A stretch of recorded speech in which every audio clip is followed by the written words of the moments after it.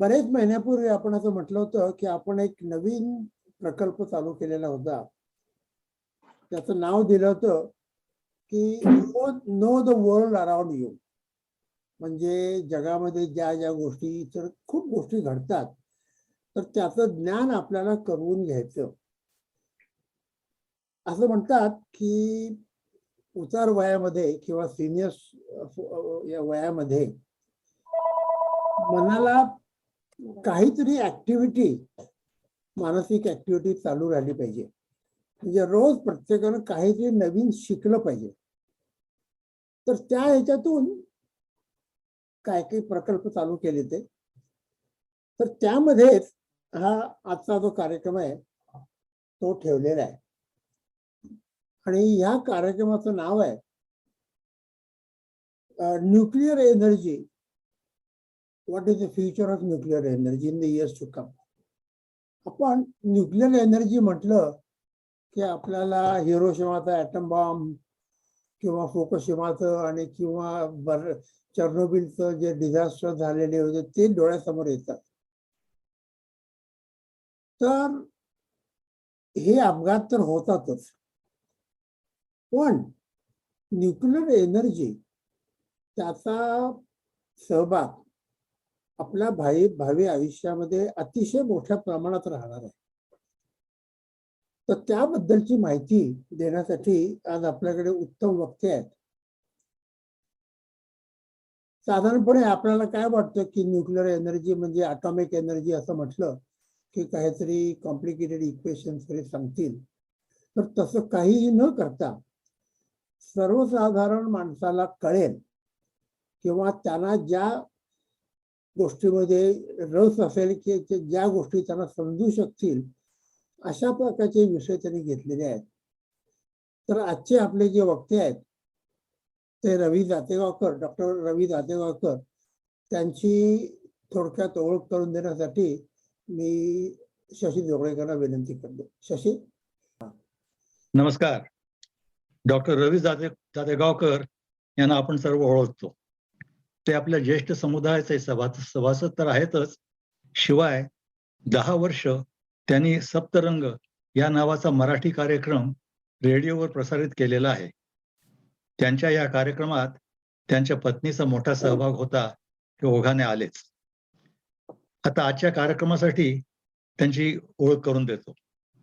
जन्म मुंबई, शालेय शिक्षण Balmohan Vidyalaya Shivaji park, civil engineering Aurangabad, masters in structural engineering Glasgow Scotland. अनुभव nuclear power stations, Hartlepool electricity generation board, United Kingdom. Completed MICE and MISTUCT. These are memberships in UK. त्यांचा full form तुम्ही नंतर रवीला विचारू शकता. 10 वर्ष इंग्लंडचे वास्तव्य संपवून हॅलिफॅक्स नोव्हा कॅनडाला पदार्पण. कॅनडाला इंजिनिअरिंगचे डॉक्टरेट मिळविले आणि प्रोफेशनल इन कॅनडा ही पदवीही मिळवली. या दरम्याने कॅनेडियन नेव्हल शिपवर काम आणि कॅनेडियन फ्रिगेटचे डिझायनिंग केले. यानंतर डीप रिव्हर व chalk river laboratory of atomic energy of Canada nuclear रिॲक्टरचे काम करून office of atomic energy of Canada मिसिसागाला आले. कॅनडाला पिकरिंग आणि ब्रूस येथे कामाचा अनुभव आहेच. याशिवाय अर्जेंटिना व रोमानिया येथेही आंतरराष्ट्रीय ठिकाणांच्या कामाचा अनुभव घेतलेला आहे. 211 साली भारतात पहिली वहिली न्यूक्लिअर कॉन्फरन्स घडवून आणली. सध्या Canada wise committee to develop nuclear code या कामात व्यस्त. आणि त्यांच्या दृष्टीने ही साधी कामं करत असताना फावल्या वेळेत 3 होत्या पक्षिणी त्या हे पुस्तक त्यांनी कसे लिहिले हा मला न सुटणारा प्रश्न आहे आणि त्याचं उत्तर तुमच्याकडनं मला कार्यक्रमानंतर हवं आहे. आता यापुढचे सूत्र मी पुन्हा श्रीराम मुळगुण यांच्या हाती सोपवतो. नमस्कार. थँक्स शशी. तो आता रवी, दिस स्टेज इज युअर्स आणि you can proceed. Thank you very much for the introduction, and thank you to all of you for coming this afternoon on this hot and muggy day. Well, last 2-3 days have been really, really hot. I'm sure you feel that. But the only thing to know is we are not the only one. There are people in parts of North America, especially in Europe, they are experiencing very, very hot weather, and luckily, comparatively, we are not. But all these news that we're getting of hot weather and the wildfires, forest fires, and all those things, well, somebody can say that I told you so a few years ago, because what we are saying now, what many of us are saying now, that the climate change is here. They have been predicting for a long time, but climate change is here. It's not just a fantasy that's going to happen after, say, 20 years or 30 years or anything like that. It's happening now. Now, unless we do something, it's going to get worse.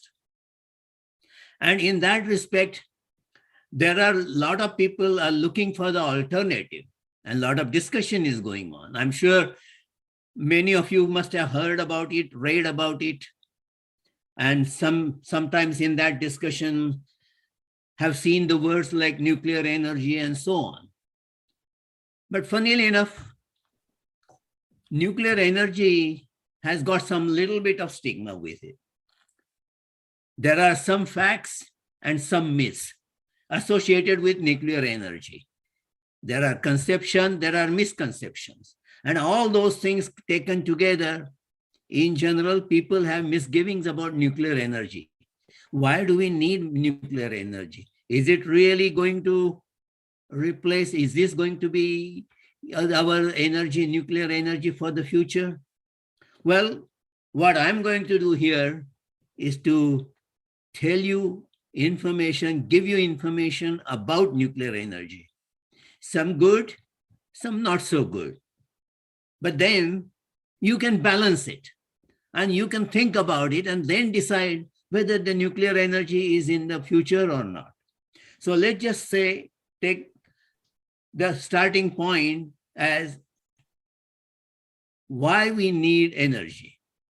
That's the basic thing, right?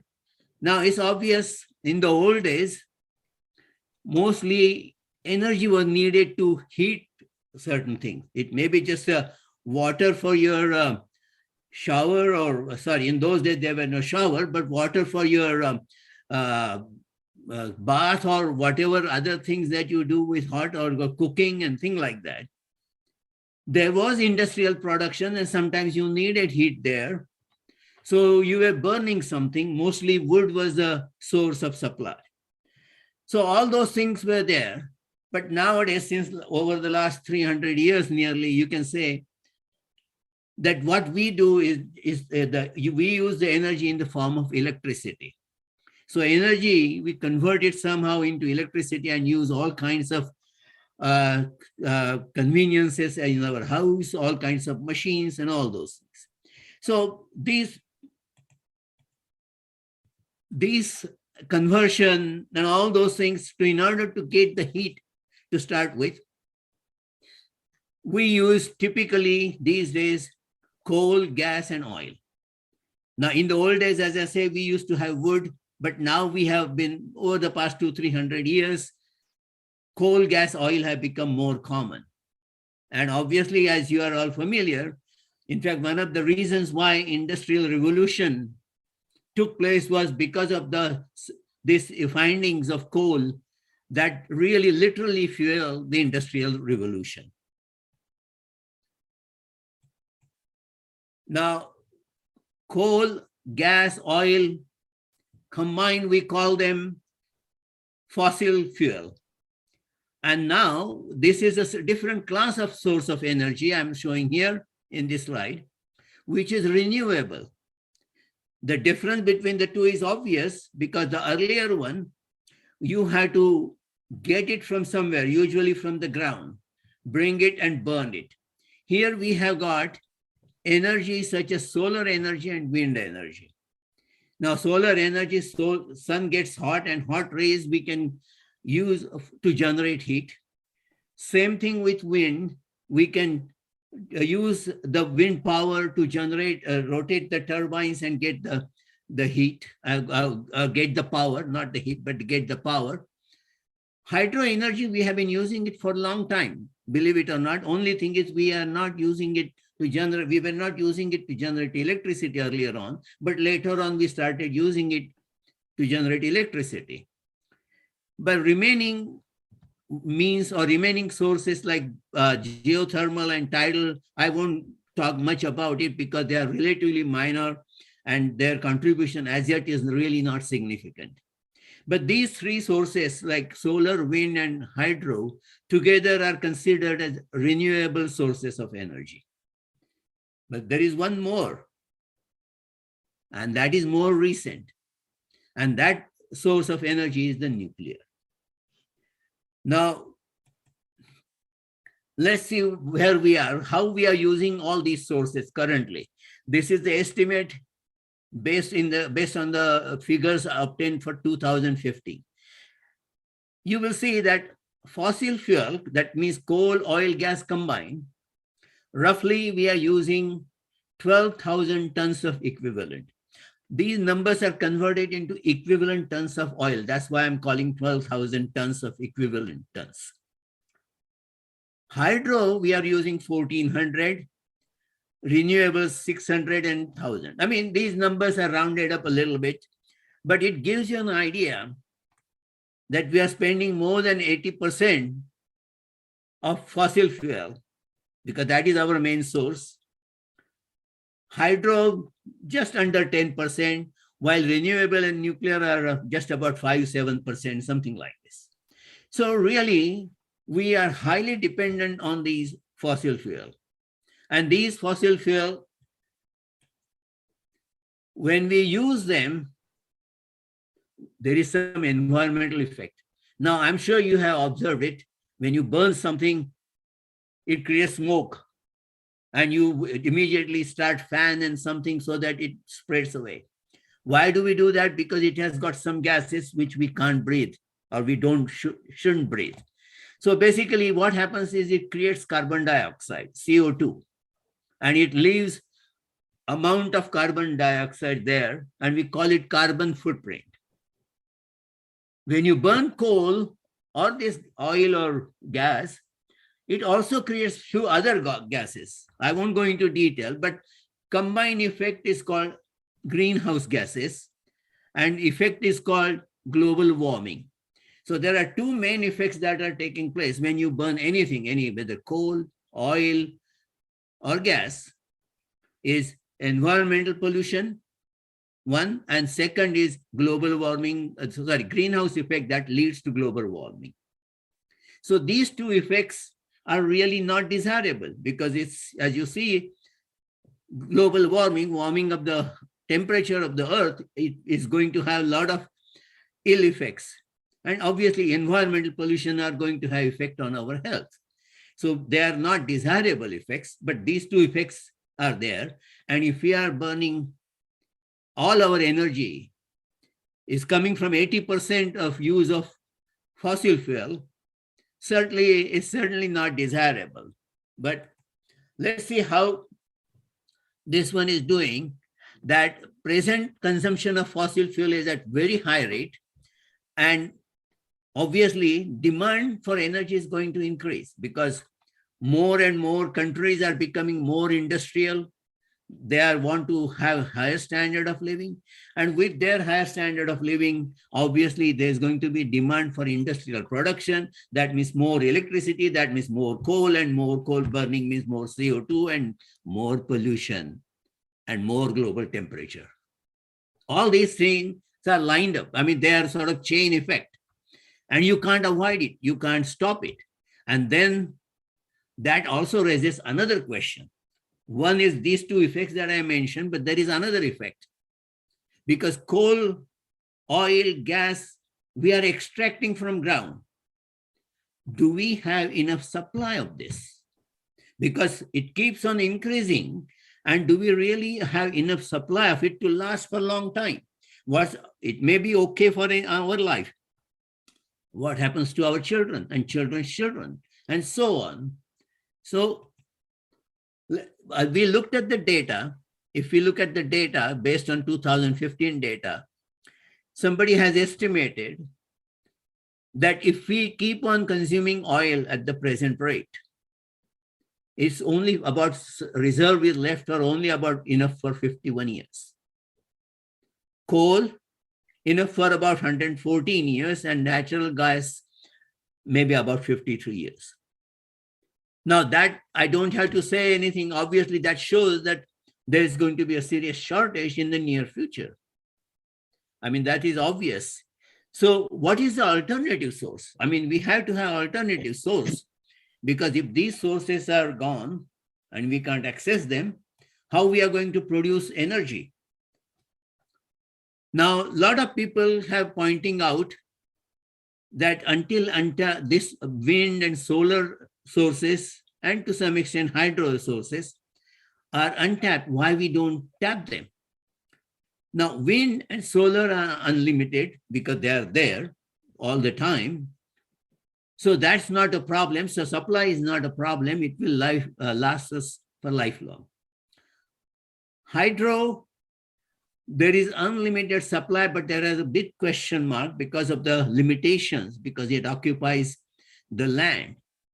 And if you keep on using hydro power stations to generate electricity and so on, you have to submerge great piece of land. And to generate enough electricity, you will have to submerge a big proportion of the land to get the hydro energy going. So only really viable alternative to look at it in the long term are the wind and solar. And they are unlimited supply. That is very good. And another positive note for them, in general, they form very small amount of pollution. No CO2, very little. I shouldn't say no CO2, but very little CO2. So ideal from our point of view, because these were the two shortcomings of those fossil fuel. And this one here is ideal because it has none of these effects are significant here. So why not adopt this one? But wait a minute, there is problem. Because as you know, wind and solar both are uncertain. One day you might get very hot heat, sun shining all the time, but the next day it could be cloudy, it could be raining, anything like that, and you won't get sun supply. So what happens is you have to produce electricity whenever sun is available. Similar thing with wind, because when the wind is really blowing, then only you are going to get. Incidentally, efficiency of solar panels and wind panels is very, very, very small, I mean, relatively speaking. So what happens is, in order to generate electricity, the scale on which we want, you are going to need a large wind farms and large solar panel farms. Plus, on top of that, the uncertainty. And not only that, but whenever there is a wind or there is solar, you generate electricity, but people don't want it that time. What do you do? So in other words, you have to store it. So that means you need a spatial storage capability. So all these problems are associated with this supply. So ideally, it may be desirable to have wind and solar as alternative supply to fossil fuel. It's not yet certain that it will do its job the way we want it. But then let's look at, just look at the another alternative that I pointed out, which was sort of more recent, is the nuclear energy. Now, nuclear energy produces CO2, but a very small amount of CO2 and very small amount of greenhouse gases. So ideal from that point of view. Supply is reliable, which I will explain you, and large-scale continuous production. In other words, and this is very important because for a big city or for industry, you need large-scale production. The scale on which to make electricity is very difficult for solar or wind panels. So nuclear energy from that point of view is very easy, very convenient way of making electricity. Now, I have been saying all these things about that solar and wind panel, they don't have much carbon print. So also nuclear doesn't have much print, but I didn't give any numbers. So you have no idea how bad or how good the comparison is. Or this is a graph that will show you. This graph is drawn such a way in order to produce 1 kilowatt hour of electricity, how much each type of fuel is required. And you don't have to worry about too much about the numbers, but just look at one sort of case here, and that will illustrate what my point is. In order to create 1 kilowatt hour of electricity, coal I would need is 820 grams CO2 it would generate. Coal would generate 820 grams of CO2. Now, for the same amount of electricity to generate, nuclear will generate only 12 grams. Wind also will generate only 12 grams. And solar will generate about 48. Now compare that 820 with respect to 48 or 12. 60 to 70 times greater amount of CO2 generated by the coal. Now other sources like oil and gas are not all that different. Comparatively, when you look at it, you can see the stark difference between the amount of CO2 generated by these alternatives that we are considering here and compare that with the fossil fuel source, any one of them, coal or oil or gas, whatever. So in that respect, definitely these sources, alternative sources that I mentioned, score well. Now, if you want to get a little better idea about the numbers, and graph is not sufficient there, let me just give you a very simple figure. The fossil fuel burning currently creates 32 billion, and I'm using B for Bob, billion tons of CO2 per year. And on an average, 676 million tons of CO2 is added every year to that number. Okay, so that's the amount of CO2 is produced in the atmosphere or released in the atmosphere currently. And if you take the current level, carbon level all over the average as a world in the world, it's about 400 parts per million, which is fairly high. Now, if you continue that, we don't know really what level it will reach, but it looks like its CO2 will be a lot more than 5,000 parts per million. You don't need to understand what parts per million is if you just look at the numbers, 400 to 5,000. More than 10 times is going to go up. And CO2 is bad, definitely, whether it is in 4 per 100 parts or 5,000, bad in any case. So it tells you the gravity of the situation. So now we have to see that how true can we use these alternative sources that I mentioned, even though they have the good qualities that we are looking for. Now, one thing I said that solar and wind, they are good for clean air and supply characteristics and all those things are easy to see because we know that when we use sun energy, heat can be generated from that easily, and there is no CO2 footprint that could be generated. But for nuclear energy, I haven't made it clear. I just stated it. And until now, I've just sort of made the statement without giving you any reason or without giving you any explanation why it doesn't produce CO2. In other words, these are the 4 questions that I have put there, are the questions that I need to answer really to consider seriously nuclear energy. Because first of all, why nuclear is good for clean air? What makes it good? Is it really good? Or I'm just making a claim? How reliable is the supply?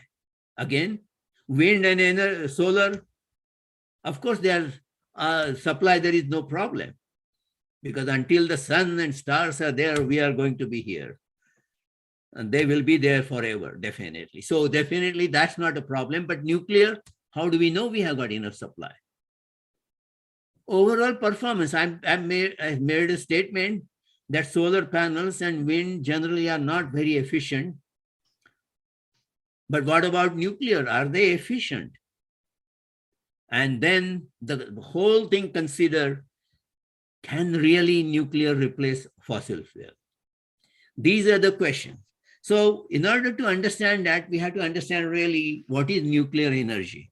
And if we can understand that, how it works and how it performs, then only we can judge whether nuclear power is a viable option as an alternative energy or not. Now, nuclear energy started in the year 1905. We didn't know at that time it was nuclear energy or anything. It started with a very simple paper by a brilliant physician, a scientist called Albert Einstein.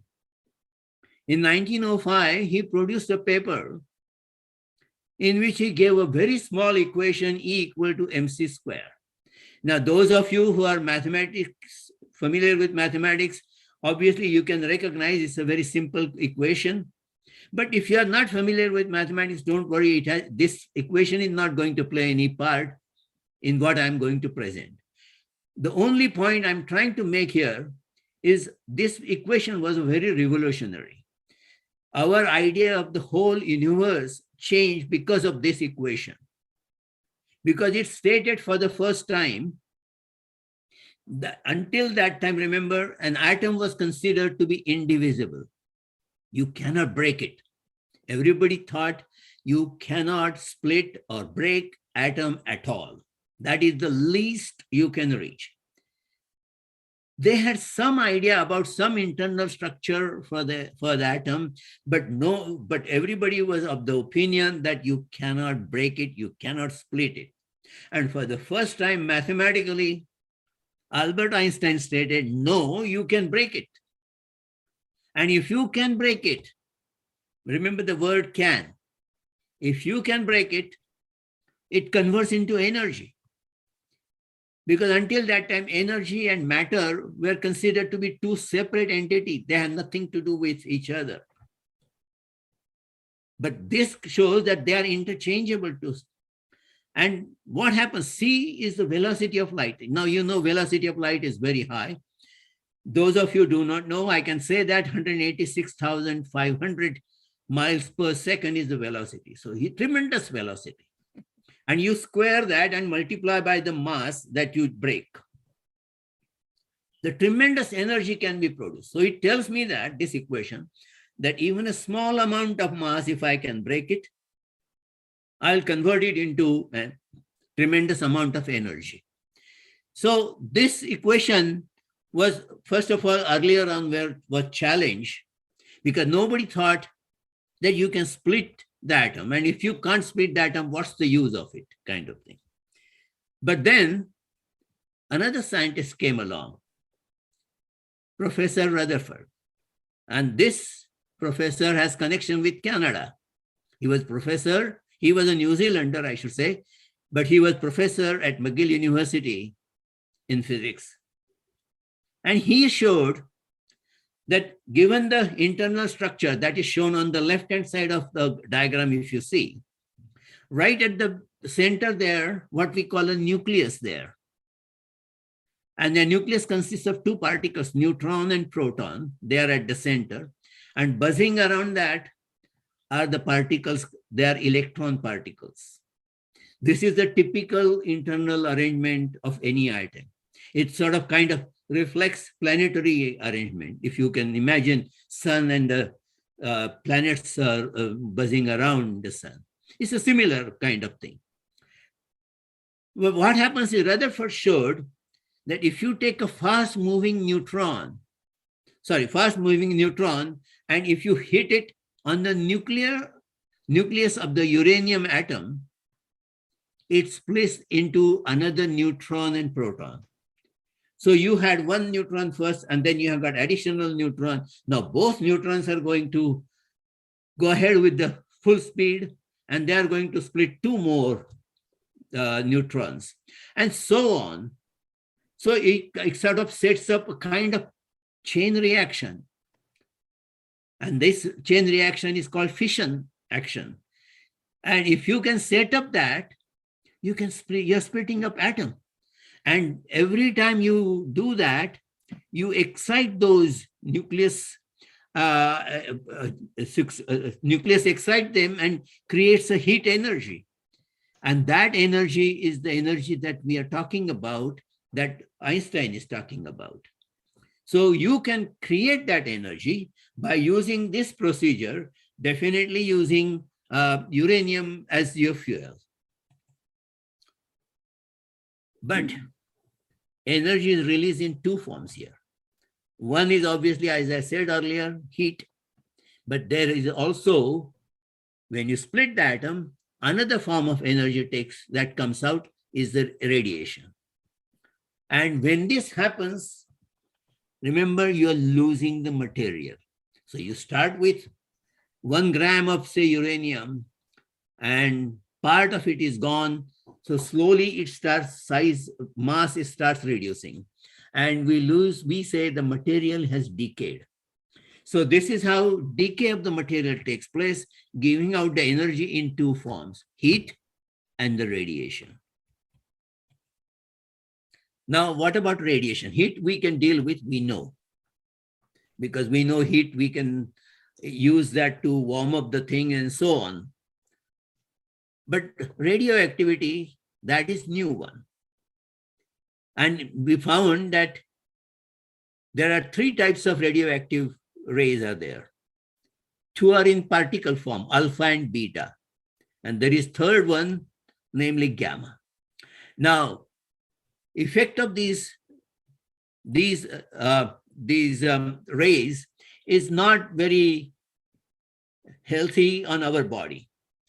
Those 2, if I just go back, these 2, some of these ones are not healthy, obviously, if they attack skin, but some of them are more dangerous or health hazard if you swallow them and so on. There is difference there, and effect is different, but I won't go into detail. Combined effect is that they are definitely not healthy and definitely have bad effect on our body.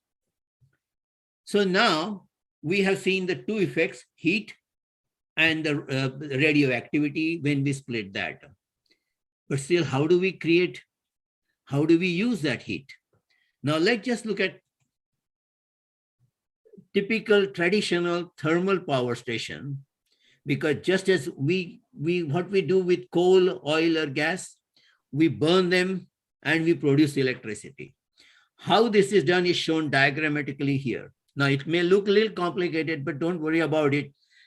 I'm going to simplify it for our convenience.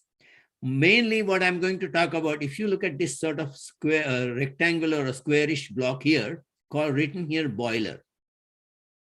That is what our object of interest is. This boiler is nothing but, if you can imagine when you were young, I'm sure you have seen bulb. In our houses, they used to warm up the water, usually to have a bath. So this is nothing but a bulb, and where you warm up the water. Now, obviously, in a power station, you just don't warm it up. You want to make it into a steam. But basic arrangement is no different than what you would get in the bulb, because on the one side, you have got fuel.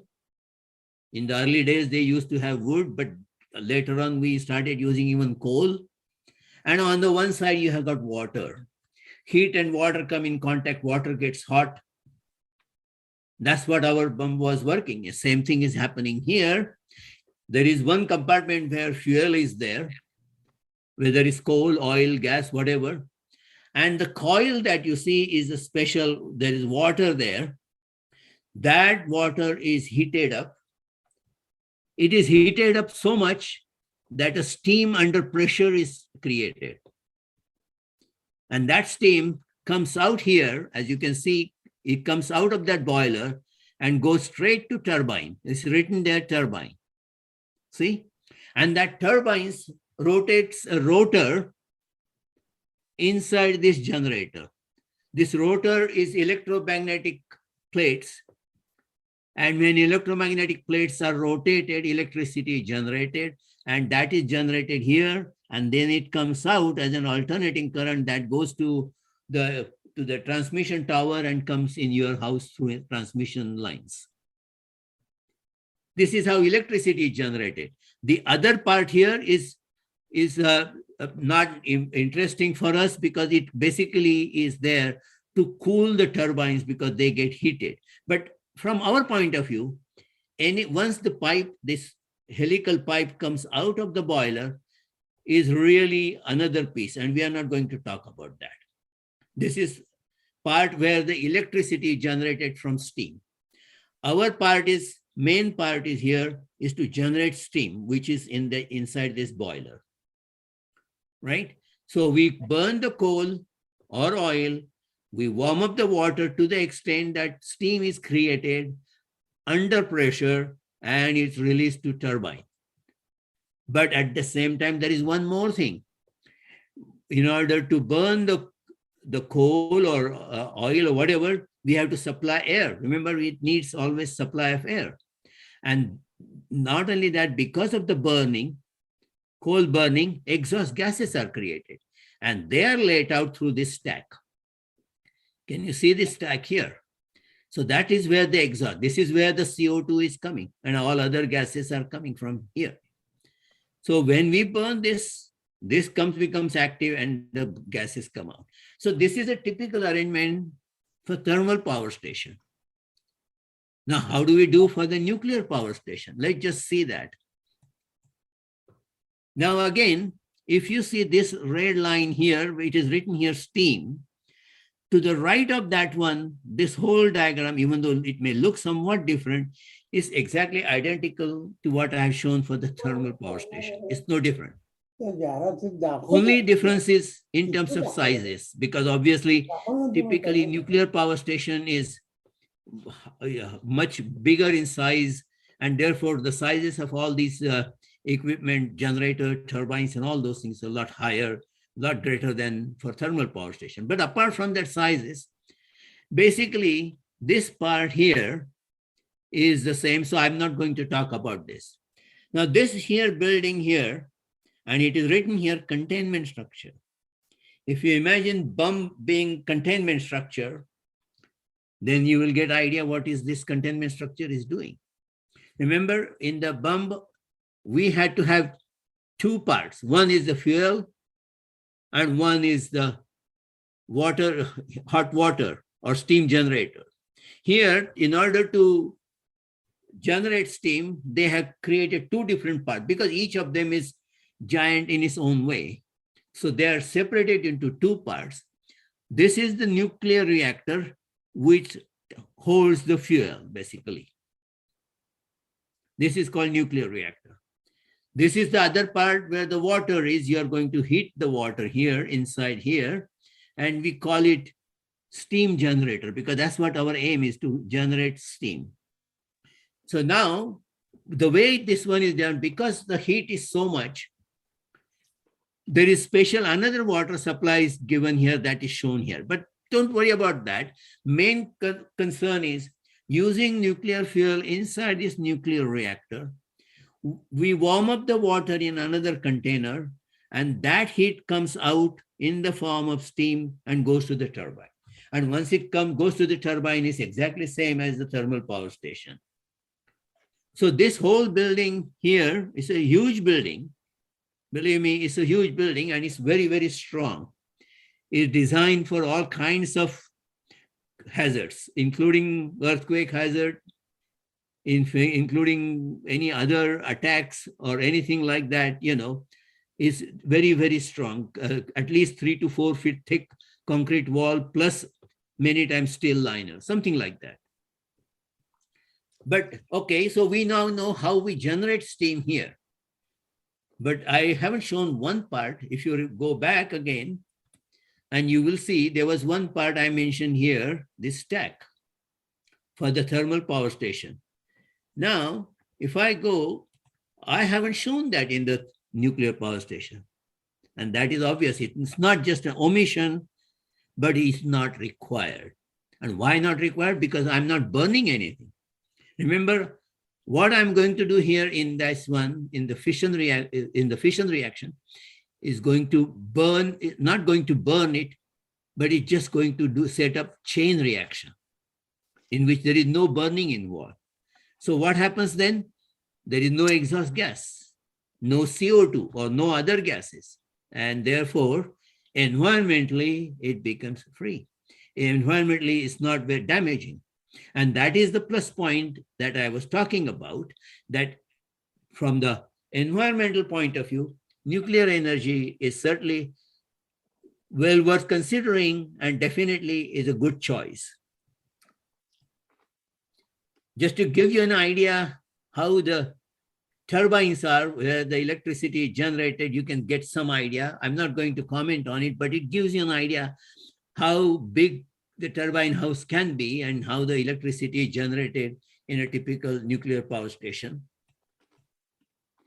So now we are going to concentrate on that containment structure that I talked about, in which there were two main parts, nuclear reactor and steam generator. Now, steam generator is sometimes also called heat exchanger, but that's just the name. We won't worry about that. So in a typical nuclear power plant, if you write down all the parts, nuclear reactor, steam generator, which are inside the containment structure, and then there are other parts like steam turbine, condenser, cooling tower, and what, those are on the right-hand side. And I said earlier that I won't talk about them because they don't concern at this point here for our discussion. So now we have got nuclear reactor and steam generator. So now these are the main parts and we have to see how they work. Now, what is nuclear reactor? What are the components of nuclear reactor? It is the main cylindrical vessel, simple cylindrical vessel, just as I got this tin here is something like this, right? It has got also, it is surrounded by what we call reflector, or you can call it, it is double-walled vessel, okay? Now, why that is reflector there in all those things, we won't go into that detail, but essentially it is double-walled vessel, and in which there are two types of rods are there. What we call, first of all, fuel channels are there, inside which are the fuel rods. I will show you what the fuel rods look like, what are they made of, because fuel channels is not the fuel.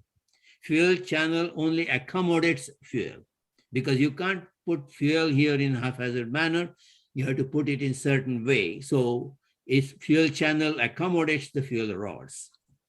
And there are other called control rods. And they control something, but we'll talk about that later. And then the whole vessel that I showed you is filled with what we call moderator. Now, moderator can be in liquid form or it can be in solid form.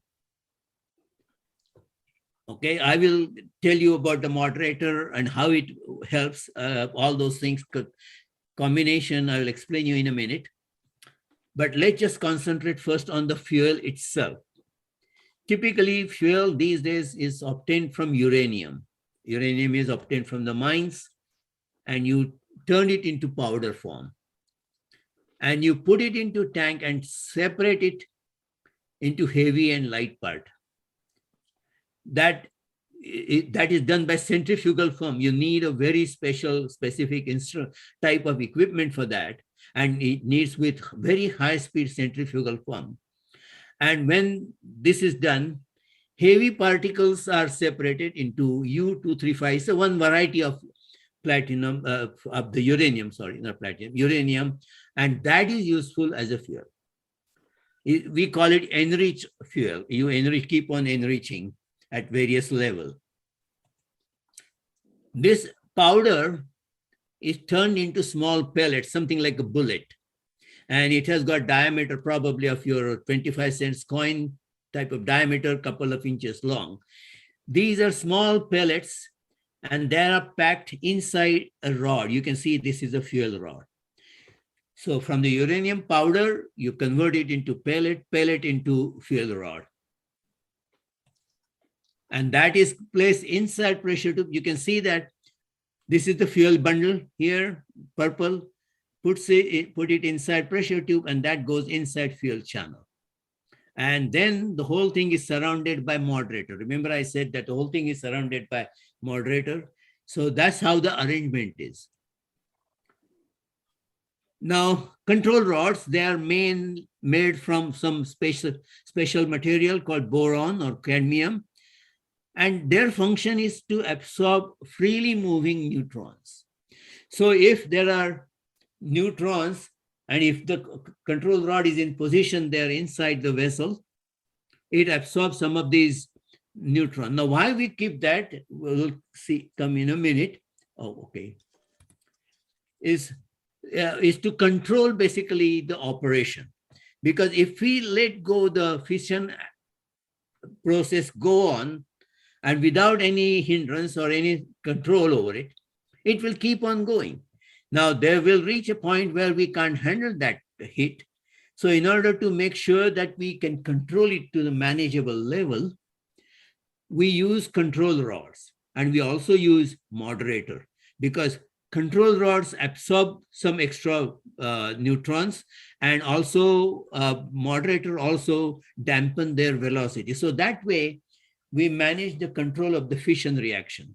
So fuel rods create all these protons and all those things and create a heat, generate heat from that. But in order to control that, we need control rods and the moderator in the vessel.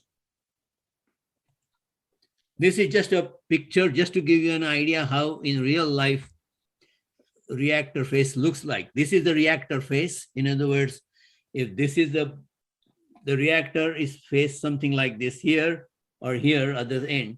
And these are all fuel channels, as you can see here. Typically, they can be any 300, 400 or anything like that.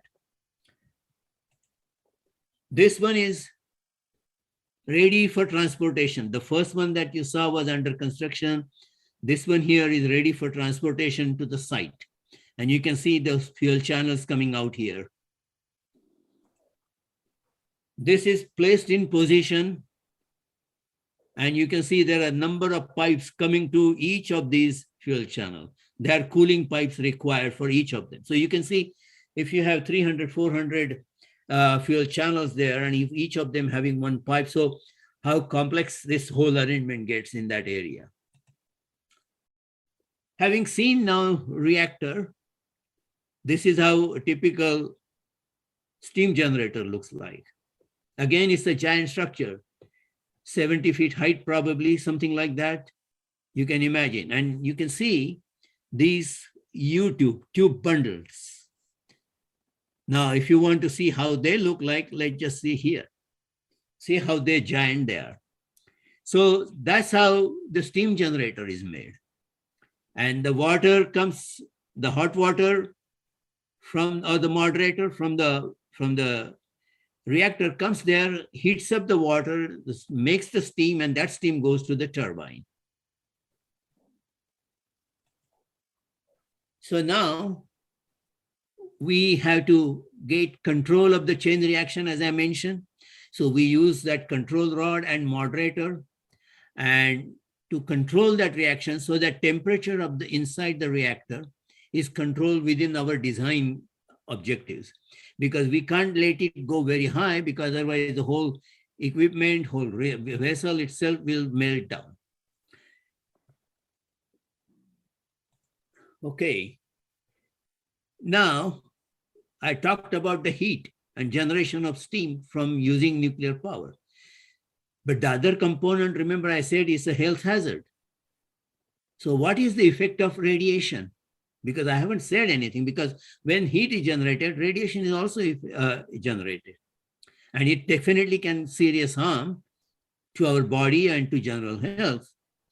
So an important thing to remember is any contact with contaminated equipment inside the power station can contaminate you. In other words, what happens? Anything inside the reactor area gets contaminated because of the radiation. And you go inside there and you touch any of those equipment, you get contamination on your body. So in order to go there, you have to have special dress, special gowns or something, cover all, so that you avoid getting any contamination on your body or any parts of your body or even on your clothes that you wear. So every time a worker goes in the area, in the contaminated area, he has to take the adequate precaution. And the person every time goes from the affected zone to the sort of normal zone. Typically, many times people are required to take shower if there is any trace of contamination. Now, in order to make sure that this particular hazard doesn't affect the health of the workers, there are some limitations are imposed by the regulatory bodies. Anybody working at the power station is not supposed to get more than 50 millisieve over 1 year. Now, that is, millisieve is a unit of dosimetry measurement. We won't go into details what it means, but it means is there is certain level below which you should keep contamination to yourself, because otherwise, if you get more than that, it's definitely going to affect your body, and then you need to take special precautions beyond that. But this is for the people who are working there. People who are not working, in other words, general public, the limitation is even more severe in that only 1 millisieve over 1 year.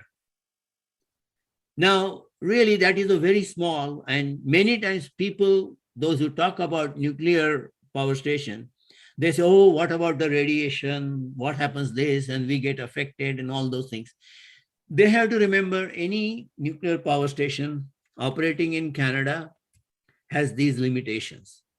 So if you are part of the worker, you know how much maximum you might get. Does not mean he or she will get that radiation doses.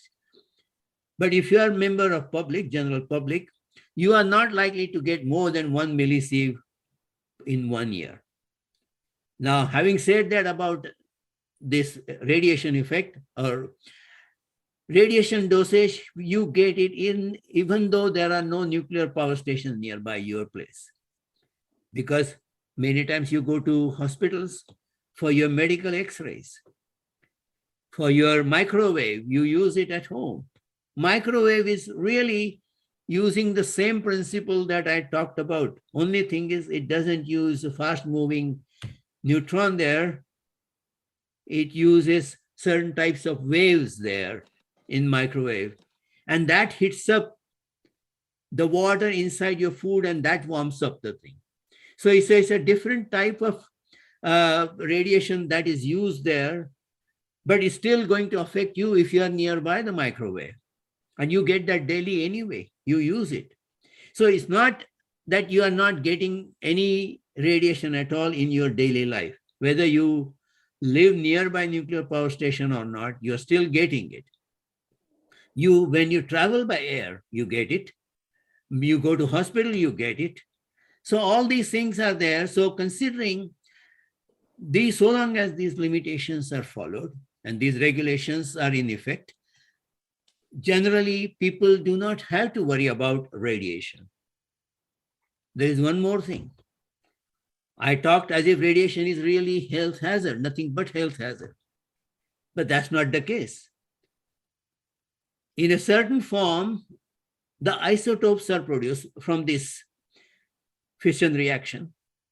And for your chemotherapy, when you have cancer, these isotopes come from nothing but these power stations. In fact, until recently, 80% of supply of isotopes in the world was coming from Chalk River in Canada, where I was working earlier. So 80% of the supply at one time. In fact, at one time, there was some problem for the reactor there. And the whole world was worried at that time because they were short of supply. There was problem created. So it was there, and it's very essential that we need to have, because otherwise the whole cancer treatment will be will have to be somehow managed. Without supply will be difficult. Also, with respect to X-ray photography, of course, you need some radiation therapy there. So all these things are effect of radiation, and they are useful, good side of radiation. So radiation is not all that necessarily health hazard, but it has got some positive effect as well. Now, what do we do with the fuel? In case of coal, oil, we know that gases are created. That's one thing. But also, especially with coal, we create tremendous amount of ash. And ash is also a health hazard. But what happens to nuclear? All these fuel rods that I talked about. When the life is over, they are extracted out of the reactor. First of all, they are taken into by a special arrangement, because they can't be handled, because they have to be handled with extreme care, because they're very hot, as we say, or contaminated. So therefore, you can't handle it by going close to it, but you have to sort of do it everything mechanically. And they are transferred rather to a tank of water, like a swimming pool it is, and kept in suspended form in the tank. After a few months, when the rods are, contamination has gone down to some extent, they are removed and placed into storage baskets and sent to medium storage. So basically, you hang them in the water tank. After a certain time, you take them out, put them into canister like this, and then transfer them and put them underground or somewhere storage there. So that is generally how it is disposed of. So now let's just look at the comparison of waste product, because it's not a small point. It's a very important point, because even in coal power station, as I said, we produce large amount of ash. We know what happens to the effect of exhaust gases, but large amount of ash is, there are 2 points. I mean, obviously it's a large volume, so you need large space to store it. And there is no disposal, because it's still disposed, it's there. And while it is there open, it is health hazard, because if you breathe in that surrounding, you tend to inhale that, obviously, and that is going to affect your lungs. Nuclear power station, comparatively, let's just see what are the points there. No burning, so no ash there. That is the point. The only thing that it creates is alpha, beta, gamma, that is radioactivity. It contaminates the items. Obviously, so contaminated items at the power station, we have to dispose of as if they are as bad as radiation. So we have to take care in handling them, storing them, and disposing them. While working there, make sure that we have got adequate shields all around whenever there is contaminated equipment there. So we have to take special care during the operation of the nuclear power station, when the operation is over, when we are removing them, and after removing them, disposing them. At each stage, you have to take precaution.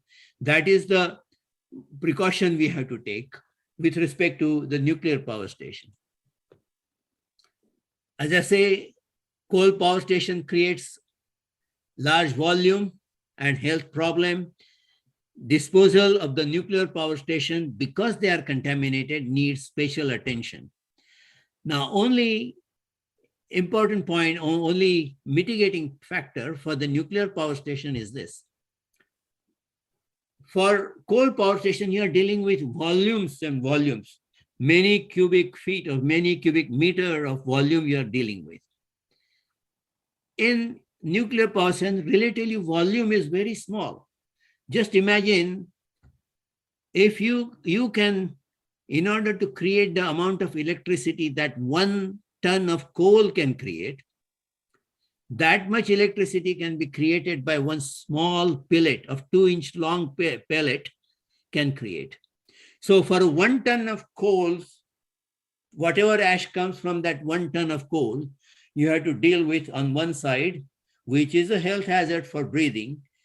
You have to deal with whatever comes from that pellet of this size, about 2-inch long. Compare the sizes, and you have to deal with which one would you prefer. You have to deal with a small amount versus large amount. That is the difference between the two type of sources.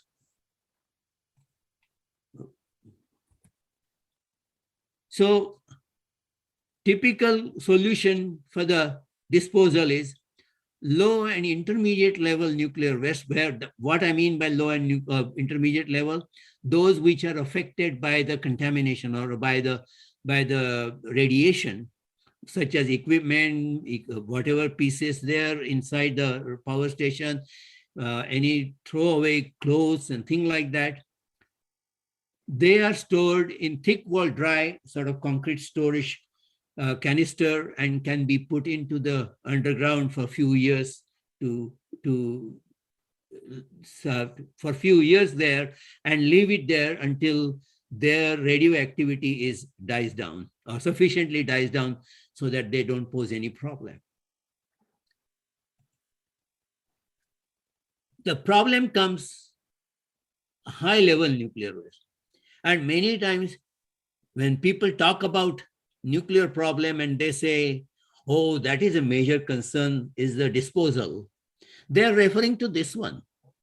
They're referring to this very highly contagious, this equipment or the fuel rods and things like that.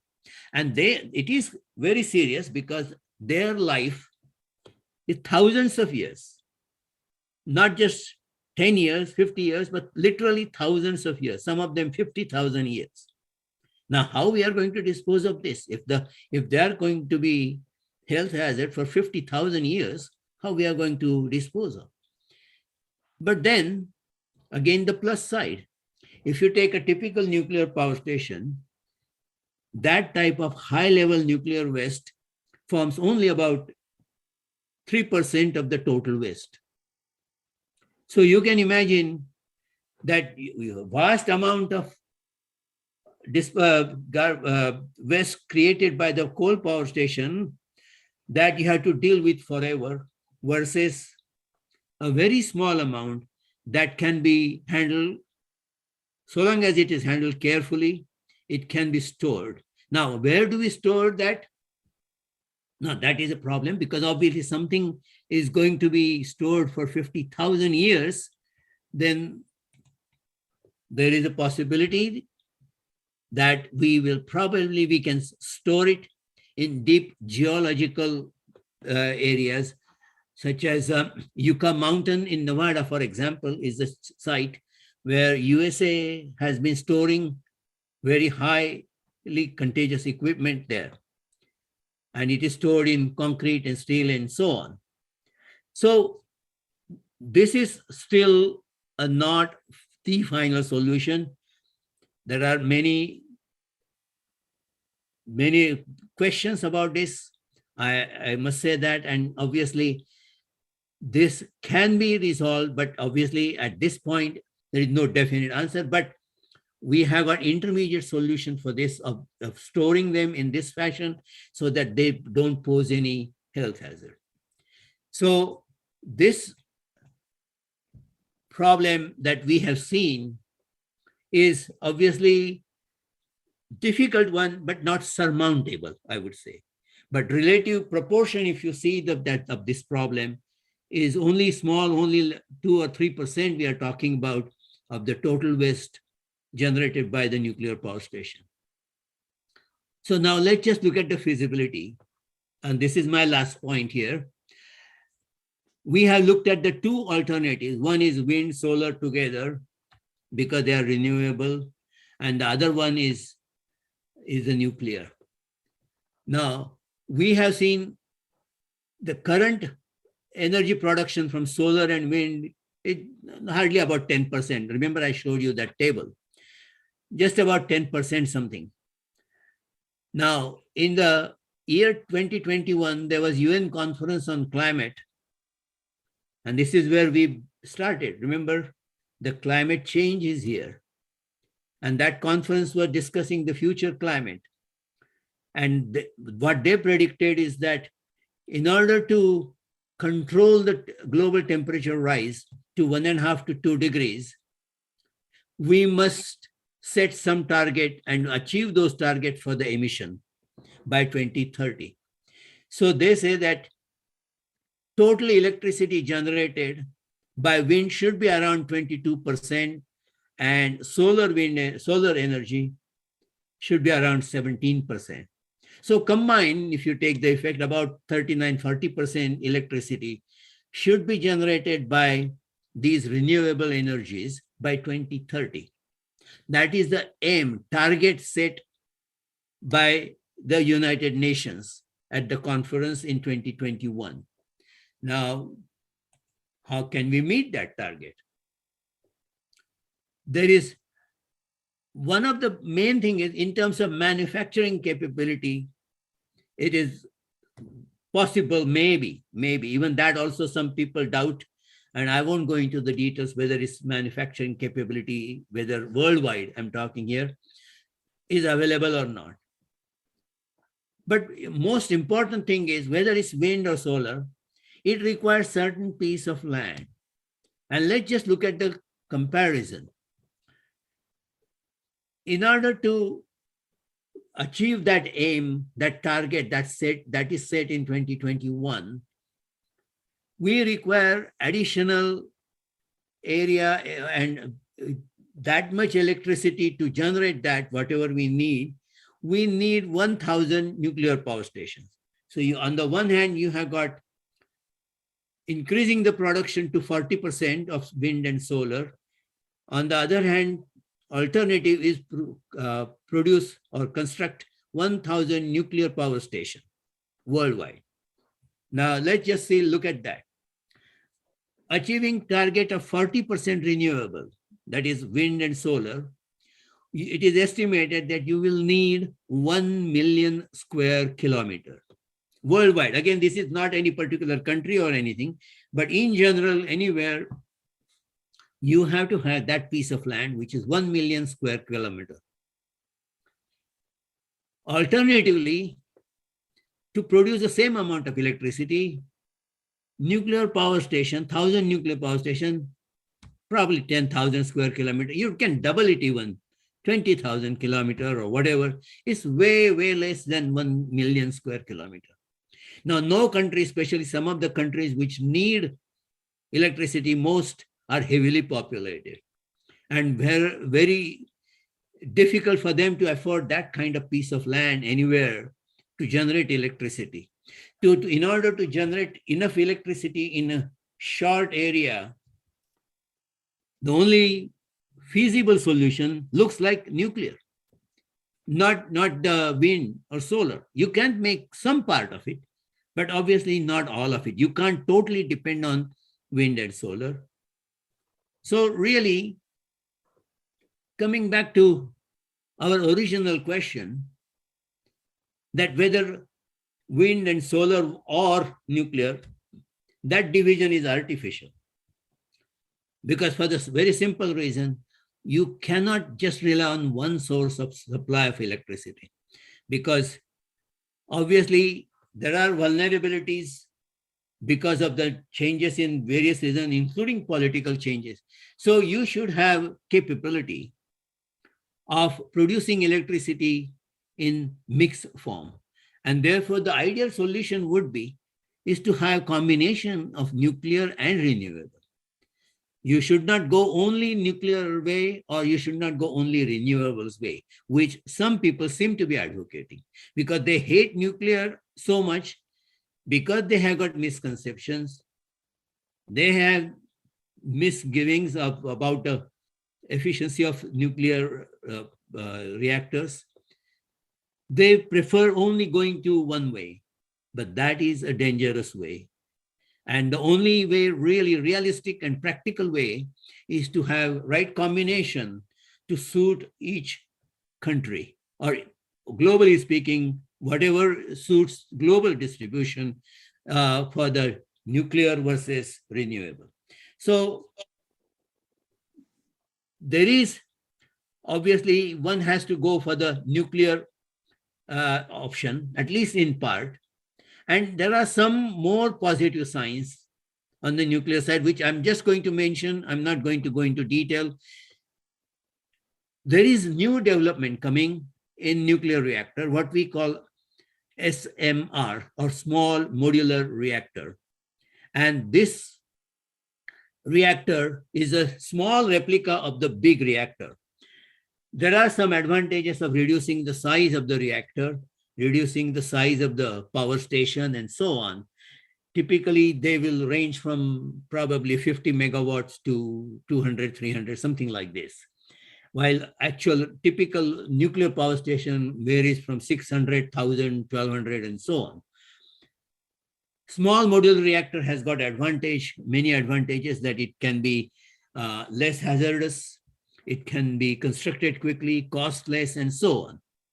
And another progress or another development that is taking place is what we call fusion process. Remember, I earlier talked about this neutron hitting the another neutron and so on. That was fission process. This is fusion process. It's the exact opposite of fission. That way also you can create heat energy and use that heat energy to generate electricity the same way as we use it in this case. These are the two developments. I mentioned this SMR because one of you had asked me questions. I think Mr. Ajit Bapat, he is not here, but I can just briefly mention that he has asked a question about SMR. That's why I'm mentioning. SMR hasn't been yet tried. For the first SMR will be constructed in Darlington Station, that has been announced by OPG, and it will be designed by GE Hitachi company from America. So that small modular reactor is likely to come in the next couple of years, probably. And there are some advantages. I won't go into that one. There, I mentioned it quickly. Fusion also, I mentioned about it. And then I think this is enough for the nuclear energy. I hope I haven't bored you too much. I'm sure it is a little boring because of the nature of the subject, but I haven't bored you too much. And any questions? Now, as Larry King on CNN always says, question more. That means before you make up your mind, ask questions. And when you ask enough questions, then only make up your mind. So if you haven't made up your mind, or even if you have made up your mind, whatever you have learned, use that to make up your mind whether you totally oppose nuclear or not oppose nuclear. And I end my speech there.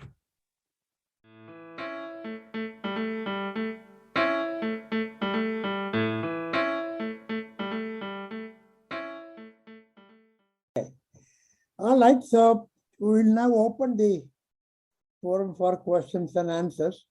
And as usual, our expert, Meena J, she's going to deal with the questions and answers. So Meena, the floor is yours. Thank you, Mr. Murugan. And the floor is open. So if anyone has any questions, please raise your hand. Do you have a question, Dr. Vakil? Yeah, I got one small question. Sure, go ahead. Ravi mentioned about the isotopes from Chalk River. Why only one river? There are other rivers in Canada. Why was that river special? Chalk River is not the river. It's the name of the place. Oh, There is a nuclear plant there, experimental reactor plant there. okay. And people live in deep river, not in the water, on land. Okay, so the name of the place is Chalk River and Deep River. Yeah. The Okay, confusion. and that's where we were. We didn't live in water. Okay. Thank you. Yes. Mr. Kulkarni? Doctor, thank you for your presentation. It was really good. I think the last, the development that you mentioned, fusion, is really I think it's a future for nuclear generation. I think it's one of the best ways to produce electricity without lots of problems that you mentioned in the fission type of a process. So maybe some other time you could elaborate more, because I do hear some progress sporadic. Something happens, it comes in the news, and then there's no news for next 6 months, a year. So I don't know who's actually doing most of the work. You are absolutely right.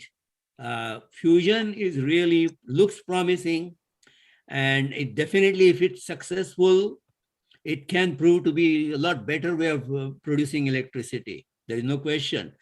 But what happens many times in this, nuclear is a somewhat funny field in some respect, because each country or each nation, they have their own sort of want to keep it, their own progress underhand kind of thing, and their own control. So nothing is coming out. A lot of it is not coming out. But there is a fusion, and in fact, I understand that India has got quite a bit of work done there in India. And therefore, that is sort of promising. But other than that, really, I can't comment on this one. Somebody's asking question about Chernobyl, something I just saw it. Can you ask that? Okay. Chernobyl created a setback that seems to be the main fear, and the long-term storage people are concerned due to these two. Now, I think this is the question by Ashok Vardekar. Am I right? Yes. Yeah, Mr. Vardekar. Yeah, it's a good question. I did not cover the three major accidents that are nuclear accidents. And one of them is obviously the Chernobyl. Chernobyl was the worst one until Fukushima took place. But other than that, now Chernobyl was a little unfortunate situation for two reasons. I mean, if you look at the reasons for it, it was very early design, and there were some basic, I wouldn't say fault, but something that they knew is shortcoming. But in order for, I don't want to say political reason or some other reason, they try to sort of speed up the process. And in that one, because of that, it happened. And it is very unlikely that kind of thing will happen in future at any nuclear power station, simply because people have become now more careful. And there are limitations. So long as there are good controls are exercised over nuclear power stations, these type of accidents can be avoided. Yeah. See, the same thing happened again in Ukraine. They indiscriminately started bombing near the power station, nuclear power station.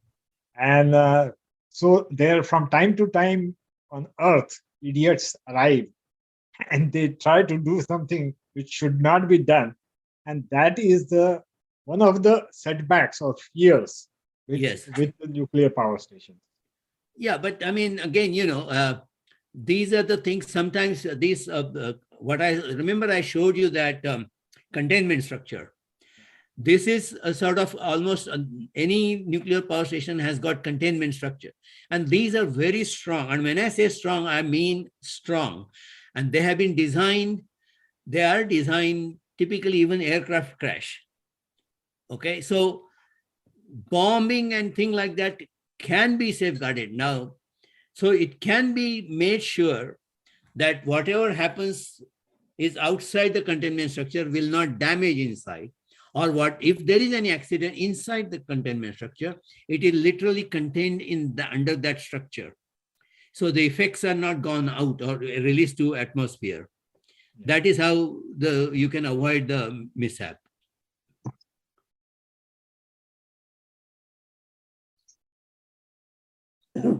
Any other?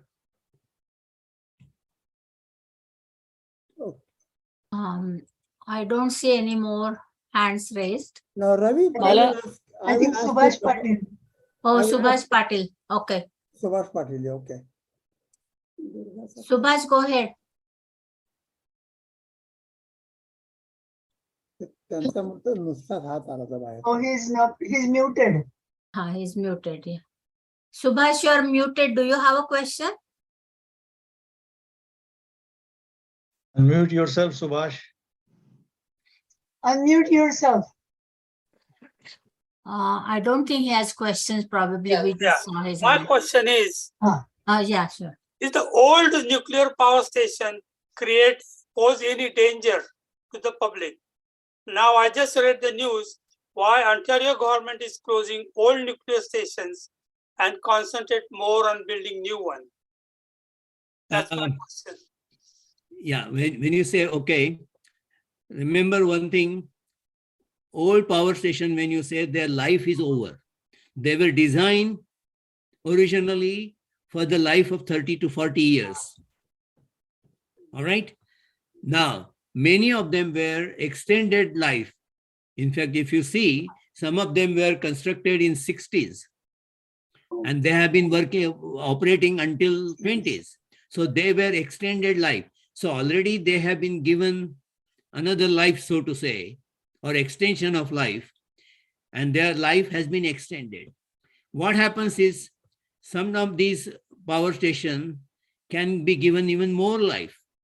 But what we have to balance is the amount of money that you spend in repairing or giving this extra life.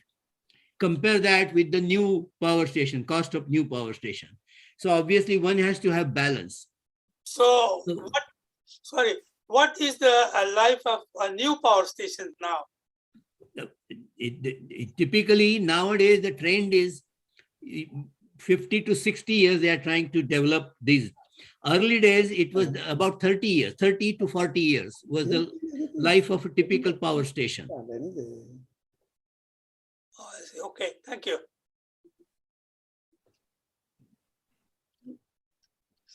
Okay, any other? Meena, मला फक्त एक comment करायची होती. Go ahead.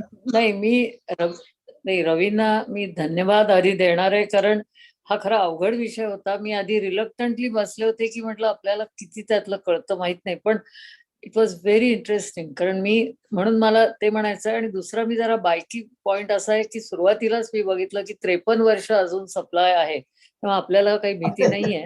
कारण ह्या गतीने आपली सगळ्यांची वय लक्षात घेता पुढील 10-12 वर्ष ठीक आहे, आपल्याला चालेल सगळं. ही मी फालतू कॉमेंट आहे, पण दॅट्स व्हॉट आय थॉट. आणि याच्यानंतर बरेच शोध लागतील आणि पुष्कळ स्ट्रक्चर बदलेल.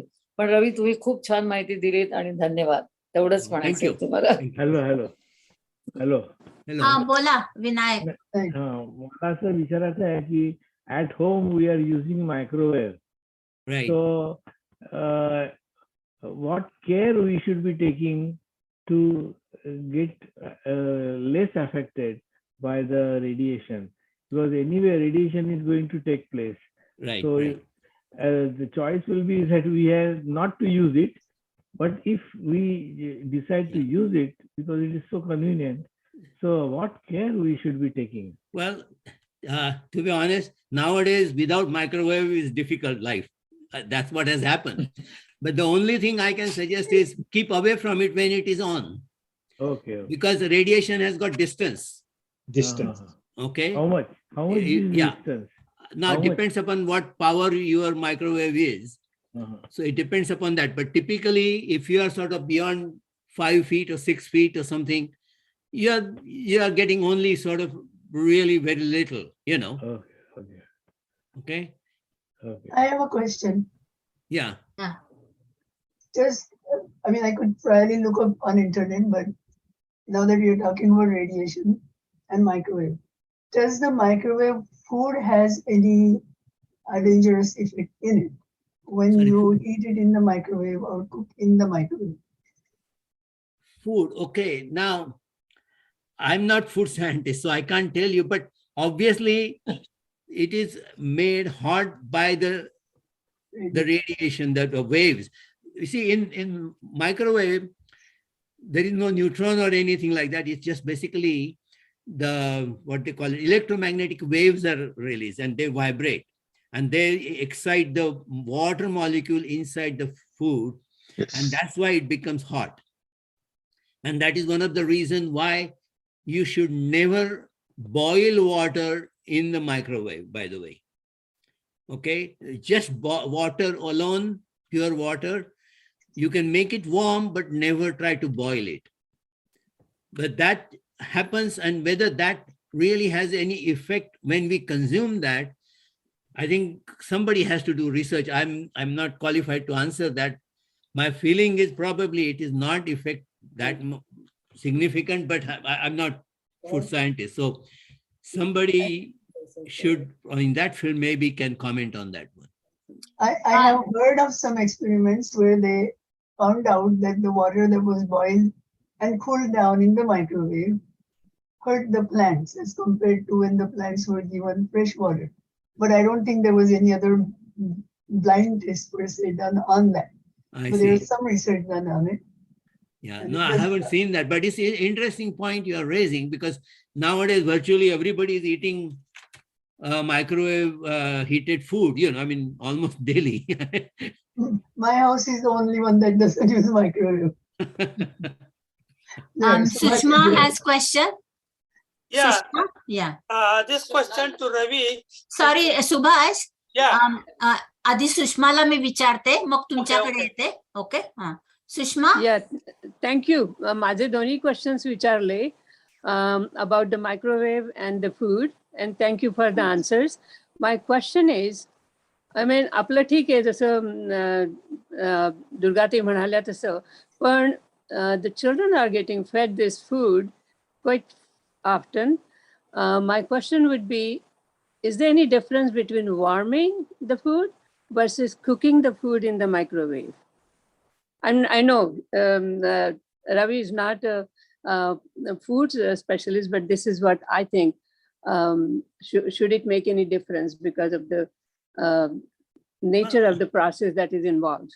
Yeah, I'll tell you what, remember this, the difference between when you conventionally cook the food, you give heat from external, right? It's external heat. Yes. That heat heats the food, so to say, or contents of the food, right? Mhm. Here, what is happening is inside the food, you are warming up the water and that heat is created internally. Now, whether internal heat generation cooks the food or not is a question.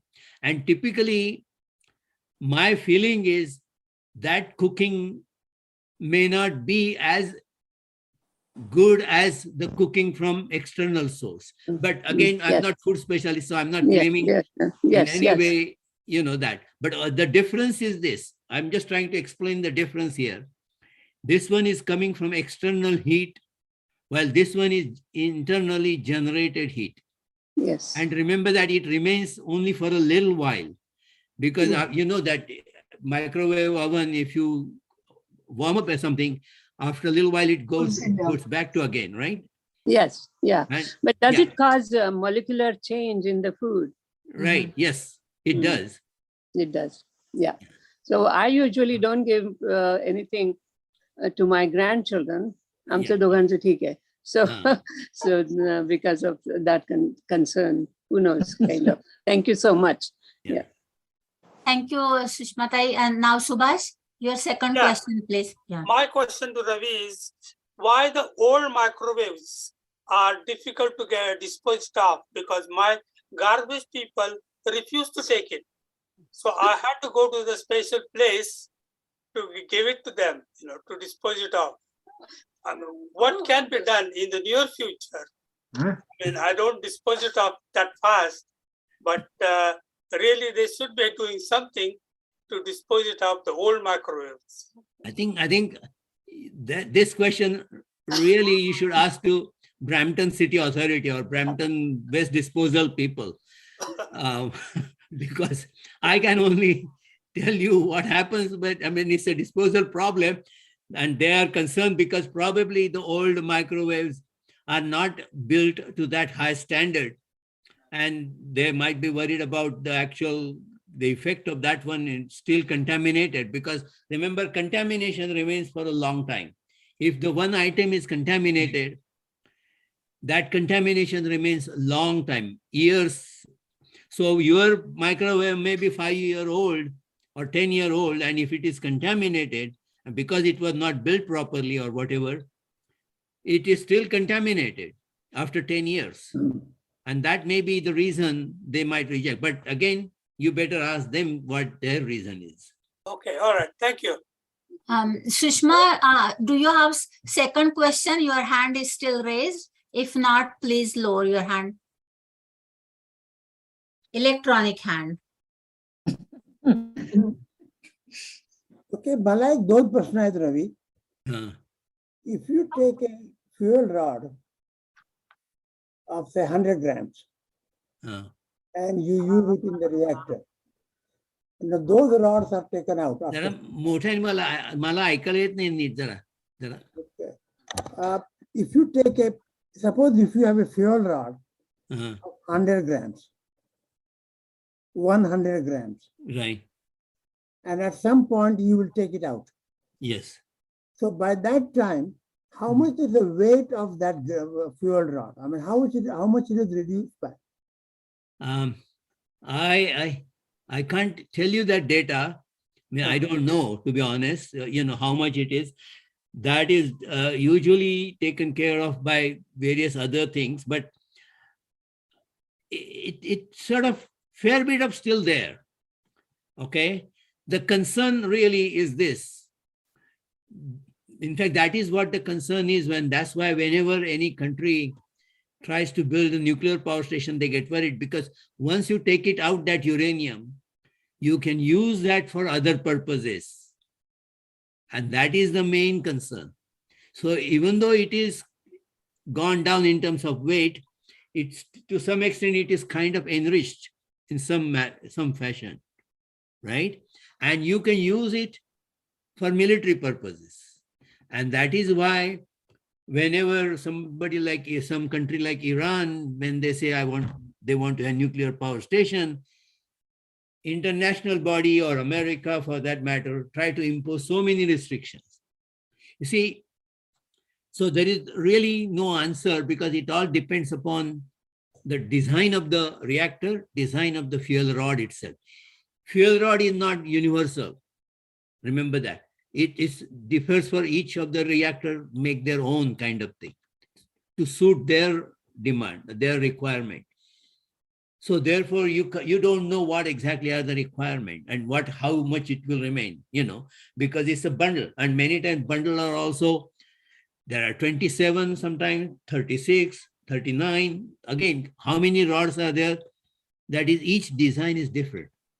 So there is no sort of universal answer that one can give that how much it is. And only thing is, depending upon when you actually retrieve that fuel rod out, it has got still uranium left, which is very active, very dangerous, and it can be used, if it is not properly controlled, for creating military equipment or military weapons and so on. Okay, does that, as I say, Yeah. Thank you. And what is another question? You had one more. No, the next question was, why does it have to be taken out? Why couldn't they use it until everything is gone? No, the problem is the efficiency. Efficiency comes down. And second thing is, over long term at that high temperature, fuel rods can develop lots of structural problem, because it's under very high temperature. You can imagine, the temperature is way, way high. And it's under that temperature for a long time. So it has got creep effect are there, its own weight effect, and all kinds of temperature effect, because it's a specially made type of metal. Remember that, right? Okay. So, and not only that, continuously improvement for the fuel is still going on because they want to make it most efficient always. So therefore, they try to do different types of combination to see whether, the fuel can be sort of more optimized in terms of its usage. Hello, Ravi. Okay, And thank Yeah. what is the temperature? That means how much high it is, temperature, as you say. Okay. Now, the temperature inside the reactor, you mean, or? Yeah, generally how much, where actually it is so. Okay, inside the reactor is very, very high. I mean, I can't even, I can only sort of hazard guess, because what happens is water that comes out, or steam that comes out, that is at temperature around 400 degree or something, 300, 400 degree it can go. Having said that, this is normal operation. There are what we call transients can occur. Sometimes it just shoots up very high accidentally, and it sort of remains like that for a few seconds and then comes down and up and down, thing like that. So it can really reach way beyond 1000 inside the reactor.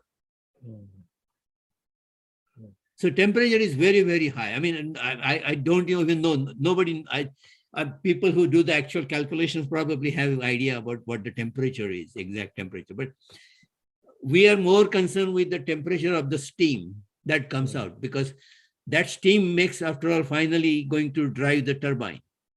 And there are two things we look at, is the temperature and the pressure, because steam has to be under tremendous pressure.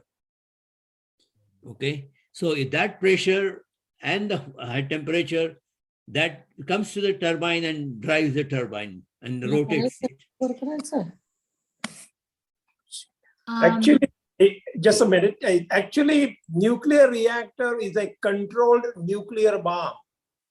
In other words, I didn't want to. Yeah. It's a nuclear device, atom bomb, but done in a controlled way. That's what it is. Yes, exactly. In a way, that is true.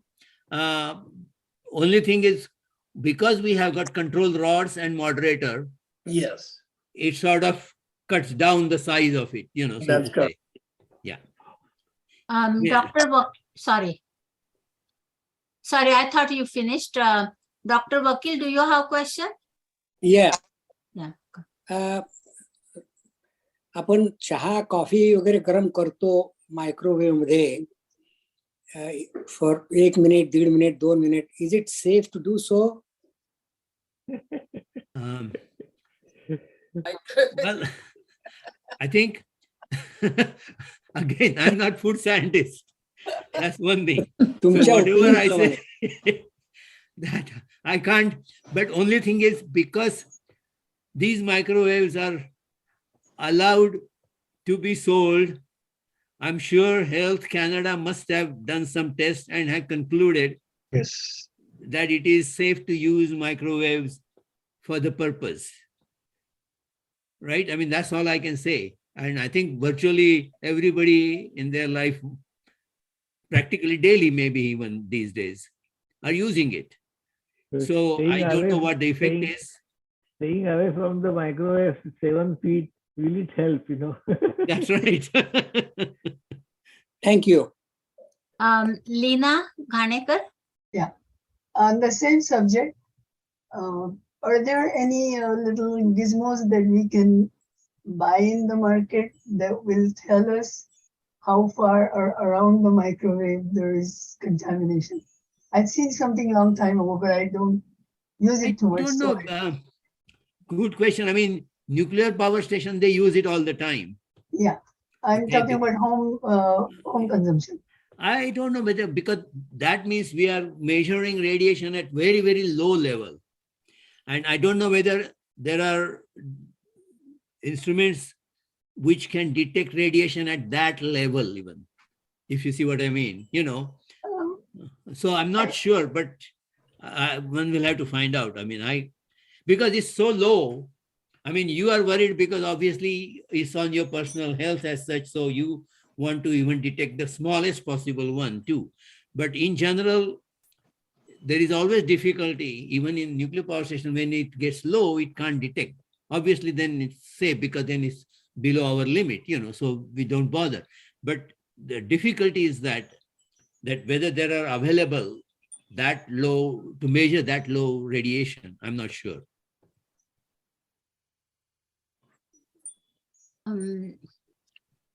I think there were a lot of questions about the microwave and getting radiation. So I just want to make a comment there that I also work for the Atomic Energy of Canada, like Ravi did. Only thing is I'm an accountant by profession and not an engineer or scientist. But I had to go to all departments in Chalk River when I was working there for 10 years. I had to wear my ID on my clothes with my photo, so that every night those photos are actually the monitor for the radiation that went into the lab. And in case there is a radiation that I absorb, in the morning they would tell me. So every morning I had to collect that batch and then go everywhere. And I worked there for 10 years and not a single time there was radiation that they mentioned. So I don't think that we have to worry about microwave. As Ravi said, Health Canada has approved that. Another thing I wanted to comment, Dr. Vakil's question earlier, why Chalk River? Nothing to do with the river, but the Petawawa, which is a military base, is very close to Chalk River. And in 1946, when the Canadian government decided to have nuclear reactor activity there, it was all hush-hush. They didn't want any other countries to know about it.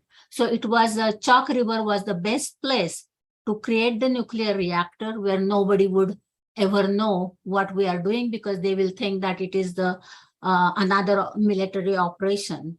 And when I did asset management, and they decided after a few years that the Chalk River is not going to be the government activity, but is going to be privatized, I had to do the whole asset management. And the funny story about it is that the land was sold for $1. So the asset management of that land, I had to show on the books the value for that whole operation was $1. So you can see how much hush-hush there was by Canadian government, not to mention anything else. Thank you. Just on that point, Chalk River has got long history with respect to nuclear development. And I should mention this, and especially in the context of India, India's Bhabha station. I'm sure most of you know, at least heard of it. Nuclear Bhabha station was built, the reactor that was built there was a gift from Chalk River to India. It was NRX reactor that is at Chalk River. Similar to that reactor was given to Bhabha Center, and that became a sort of main research reactor in India from 60s and 70s and so on. So they used to have very strong connection, and that connection was severed after, I think in 1974, when Indira Gandhi kind of exploded the atomic device, so to say. And then the cooperation stopped because Canada suspected that India has used the uranium derived from this experimental reactor for the explosion test. But that's apart, that's just a politics, but actually that cooperation stopped. But until that time, there was this cooperation. And as I say, Bhabha Center was a sort of a good example of the cooperation between Chalk River and India's nuclear progress. One comment, I just did a quick search on the radiation exposure. I cannot authenticate the source of it. I will do some more research, but basically to give a perspective, the gamma radiation gives you about 100 billion gigahertz, and Ravi will be able to tell me what those doses means. The X radiation gives 10 billion gigahertz. The UV radiation gives 1 billion gigahertz, and the microwave gives 2.4 gigahertz. Yes. So it is compared to in billions, it has been giving 2.4 gigahertz, which is fraction and really, really fraction. And hence it is found to be safe. It is almost equivalent to the use of a phone or a TV, which we are not Yes. going to stop using. That's what exactly I was going to say. If you're worried about microwave and other things, worry more about your phone. Phone. Because phone is far close to your heart, even many It's times. to your ear. Yeah, that's right. So it is more dangerous than the microwave. Exactly. Okay, so And the radiations are around 2.4 gigahertz, whatever that means. yeah, no, that's the frequency of vibration. Shashikant has questions. Shashikant Jogwekar. Not a question, but I just wanted to make a comment. Ashok Vardekar is always a good researcher. He will try and dig out a problem and answer to it as soon as he comes to know about it, or if someone asks it. Though I had not heard his just now what he said, Health Canada would have definitely said that these cooking books, microwave cooking, should not be published if the microwave emitted so much of radiation and people got exposed to it. So I quite agree that microwave poses a minimal risk as compared to our television or, I mean, they call it smartphones. I must be an unsmart because I don't use that phone. Thank you. Phones are smart, we are not. Yeah, Yeah, phones are smart. that is true. Agreed. But we are not. I don't see any other hands up now for questions. Okay, then. I So, think, Sriram, yeah. we can close our session today. So Ravi really did a fantastic job. It is such a complicated subject. Can you hear me? Yes. Yeah, now we can hear you. Okay. It is such a complicated subject, nuclear engineering or nuclear science. And he has made it so simple to understand. And he brought out just the essential points which a common person should know and allay the fears which we all have about using nuclear reactors or nuclear fission, nuclear fusion, or whatever. So thanks, Ravi, for spending so much of time, your time, in preparing this presentation and providing us some education about nuclear science. We certainly are a little bit wiser today than we were yesterday about this nuclear science. So on behalf of the Seniors Forum, many thanks to you and all the best.